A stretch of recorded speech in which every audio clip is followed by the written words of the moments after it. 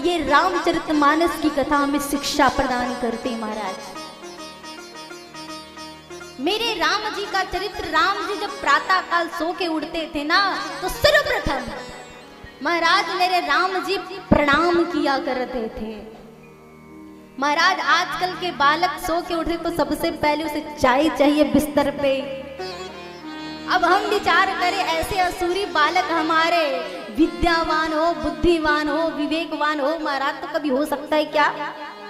जो बालक महाराज सो के उठते ही जिसे महाराज गुड मॉर्निंग चाहिए, जिसे चाय की कप चाहिए, वो कभी संस्कारी तो हो ही नहीं सकता जीवन में महाराज। संस्कारी तो उसी के बालक होंगे महाराज जिनके पिता माता प्रातः काल उठते ही महाराज अपने भगवान के चरणों में प्रणाम करते हो, अपने गुरु के चरणों में प्रणाम करते हो महाराज। उसी के बालक ही संस्कारीवान हो सकते, विद्यावान हो सकते हैं। मैं झूठ नहीं बोलती, मैं व्यासपीठ पर बैठी हूँ। मेरे जीवन का मेरे पिताजी मंच पर आसीन है, मैं कोई बड़ाई नहीं कर रही। जब मैं छोटी सी थी ना, तब से मैं पिताजी को देख रही हूँ। जब प्रातः काल उठते हैं ना, तो मेरे पिताजी सबसे पहले मेरे ठाकुर जी के चरणों में प्रणाम करते, और अपने माता पिताजी के पास होते तो सबसे पहले माता पिता को प्रणाम करते हैं। और हमें भी यही शिक्षा देते हैं कि तुम प्रातः काल जब सो करके उठो तो बिना स्नान किए तुम जल का सेवन भी मत करना। तो महाराज जिनके पिता माता ऐसे हो ना, उनके बालक तो संस्कार और विद्यावान तो अवश्य होंगे महाराज।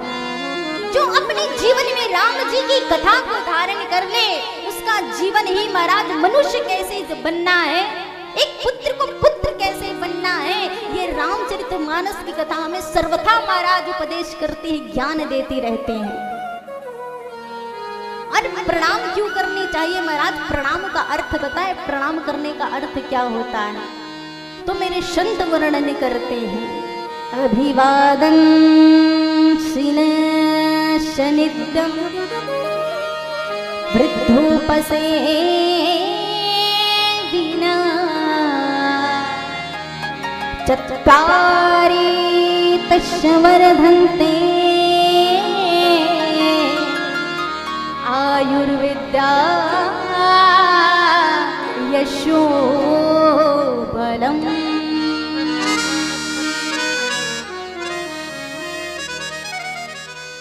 महाराज हम कथा तो रोज सुनते हैं, पर कथा से कुछ अच्छी बात सुनने को मिल जाए ना तो हमारे जीवन सुधर जाते हैं महाराज। इसलिए इस कथा से आज आप शिक्षा प्रदान करते हैं, आपको बताते हैं प्रणाम करने का अर्थ क्या होता है, प्रणाम हमें क्यों करना चाहिए। प्रणाम करने से चार चीजें बढ़ते हैं। क्या? आयुर्विद्या यशो बलम, ये चार चीज बढ़ते हैं महाराज। प्रणाम करने का अर्थ ये महाराज नहीं कि हाथ लगा करके हमने प्रणाम कर लिया, ये प्रणाम का मूल साधन नहीं है। प्रणाम तो वो महाराज जो अपनी मस्तक को माता पिता उन गुरु श्रेष्ठ के चरणों में लगा दे, और जब हम मस्तक अपने श्रेष्ठों के चरणों में लगाते हैं महाराज, तो हमारे बुजुर्ग जो होते हैं, हमारे बड़े बड़े पिता होते हैं, माता होते हैं, उनके अंदर जो ज्ञान होते हैं महाराज, उनसे निकले हुए आशीर्वाद हमारे मस्तिष्क पर पहुंचते हैं महाराज। और जो व्यक्ति अपने से बड़ों के सामने महाराज मस्तक झुका करके प्रणाम करता है, उसके जीवन में चार चीजें सदैव बढ़ती रहती है महाराज। आयुर्विद्या यशो बलम, जो व्यक्ति झुक करके प्रणाम करता है उसके जीवन की आयु बढ़ती है, उसके यश बढ़ते हैं, उसकी शक्ति बढ़ती है, उसको शक्ति प्राप्त होती है महाराज। और मेरे कहते आयु विद्या यशो बलम, बल्कि अधिकतम उसे प्राप्ति होती, शक्ति प्राप्त होती है। ऐसे हमारे शास्त्र और वेद वर्णन करते हैं।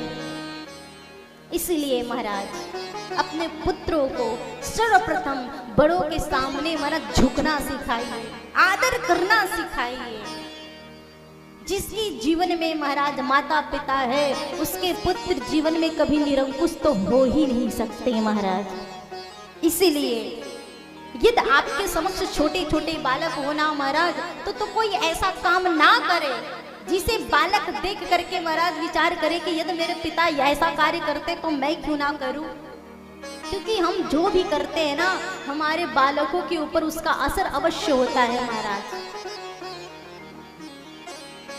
इसलिए माता पिता को चाहिए कि सर्वप्रथम प्रातः काल उठ करके महाराज यदि घर में माता पिता ने तो गुरु श्रेष्ठ बड़ों को सम्मान करे, उनको प्रणाम करे।